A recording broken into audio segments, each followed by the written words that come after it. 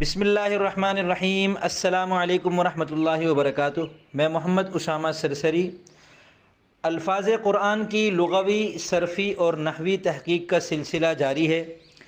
اعوذ باللہ من الشیطان الرجیم، بسم اللہ الرحمن الرحیم۔ ومن شر غاسق اذا وقب، اس آیت میں لفظ اذا کا لغوی مطلب ہے جب۔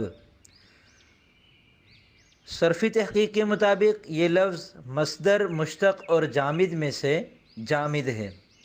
نحوی تحقیق کے مطابق اسم، فعل اور حرف میں سے اذا اسم ہے، اس میں متمکن اور غیر متمکن میں سے یہ غیر متمکن ہے، اور اس کی 8 اقسام میں سے اس میں ظرف ہے۔